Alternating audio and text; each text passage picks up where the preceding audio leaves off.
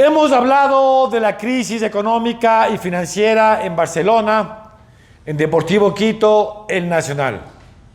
Falta otro grande del país que también está hoy por hoy en una crisis económica terrible, con un déficit de 40 millones cercanos como se manifestó en días pasados. Me refiero al Club Sport Emelec. Y es un caso muy especial, misterioso, con mucha controversia. ¿Por qué? Contextualicemos la información. Hasta el año 2003, hace 23 años, era presidente Enrique Ponce Luque. Delegó el equipo a Omar Quintana, fueron bicampeones, subcampeones de la Copa Merconorte, y el Emelec estaba en altas y bajas, y así venía el cuadro eléctrico. Se cansó Don Peche y llega al equipo Jorge Arosemena, un hincha de Emelec, un acérrimo hincha eléctrico. Y comenzó la debacle económica de Emelec.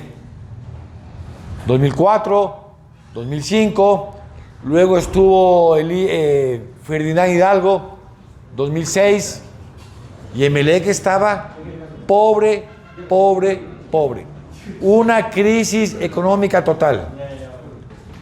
Y milagrosamente el Emelec, con una economía endeble, llega acá, a una economía alta y poderosa.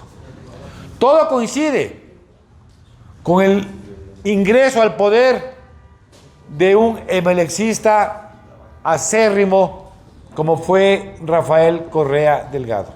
Y misteriosamente, un equipo que estaba en horas bajas en la parte de billetes comenzó a subir. Para esto se reintegró a Emelec Nasib Neme, viejo dirigente del cuadro eléctrico. Y comenzaron a llegar plata, ¿de dónde? De empresas estatales o que tenían negocios con el gobierno de Rafael Correa Delgado. Me refiero puntualmente PDVSA y Seguros Constitución. Comenzó a haber músculo financiero en Emelec. Con buen músculo financiero, el equipo podía hacer buenas contrataciones. Con buenas contrataciones llegaban los títulos. Emelec, subcampeón 2010, subcampeón 2011, subcampeón 2012. Y comenzó la era dorada, la época de gloria deportiva. Tricampeón 2013, 2014, 2015. Volvió a ser subcampeón 2016. Volvió a ser campeón 2017 y hasta ahí llegaron. Sí, jugaron la final 2018, cierto es, con lo que quedaba. Y estos éxitos deportivos, estos logros del Emelec, hacían dos cosas visibles para el común de los mortales como yo. La primera, que al socio le importaba un comino las finanzas del equipo. Teníamos títulos, había solvencia económica, nos importa un comino cómo estén las finanzas. Y también era visible y notorio que el presidente del cuadro eléctrico en ese entonces, Nasib Neme, no es de mi agrado para nada, es nefasto, cierro paréntesis, se burle de las asambleas de socios, no haga caso. Y durante toda su administración no presentaba informes económicos. ¿Qué presentaba? Resultados deportivos. Y los socios, los hinchas, la gente afín, Nasib Neme, el mejor presidente de Emelec, Nasib Neme esto, Nasib Neme el otro. Le permitieron hacer cualquier cosa en la parte financiera. No entregaba los informes, no llegaban a la asamblea cómo estaba el equipo eléctrico en verdad. Y misteriosamente, o de coincidencia, el 2017 termina el gobierno Rafael Correa y terminan los logros de Emelec. Tremenda coincidencia, ¿no? Esas coincidencias que debe estar para análisis de expertos. en estos temas. Y también termina las grandes contrataciones. Ya no contrataban a un Gabriel Achiller, ya no contrataban a un Pedro Quiñones, ya no contrataban a un Esteban Drer, ya no. Ahora venían rellenos deportivos, venían jugadores económicos y sin cartel. Ya no había el auspicio oficial, ya no había la llamada desde Carondelet, pauta con Emelec. El 2015, por los logros deportivos, deciden ampliar el Capul. De un estadio para 20,000 personas, lo hicieron en un estadio para 40,000 personas. ¿Crédito de quién? Adivinen. De un banco estatal. De un banco con administración del gobierno. Sí, Banco del Pacífico. El expresidente Guillermo Lasso, en una entrevista, dijo que no han pagado los créditos. Obvio, pues. ¿Saben por qué?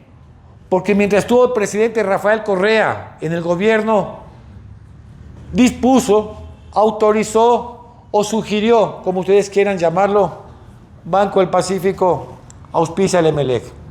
Que el nombre del estadio ya no sea George Capul, que el nombre comercial sea Banco Pacífico. ¿Y saben qué? Hacemos canje con la plata que le prestamos para remodelar el estadio. Lindo negocio, hermoso negocio. Pongo estadio Banco Pacífico, me dan plata, no pago, listo. Lindo. Y Nassim Neme hizo su única buena obra buena. La única obra buena de Nassim Neme que yo aplaudo es que fidelizó a su hinchada en el estadio. El hincha de Emelec acudía en forma masiva y continua al escenario, porque estaban los títulos. Pero todo llega a su final. Ya se comenzó a ver al Emelec post Rafael Correa, siguiendo Neme de presidente. Siguiendo Neme de presidente, ya no hubo títulos. Como máximo, el subcampeonato del 2018 ante Liga y el subcampeonato del 2021 ante Independiente. Nada más. De ser un constante y permanente participante en Copa Libertadores, ahora participa una vez cada 4 años. De ser un animador frecuente en Copa Sudamericana durante la década, ahora participa de vez en cuando. ¿Y qué pasaba? Neme quería seguir al mando de Emelec para que las cifras no sean públicas, sigan guardándose en un escritorio, al estilo Betty la Fea. ¿Se acuerdan que Betty la Fea maquilló balances? ¿Se acuerdan? Eso quería.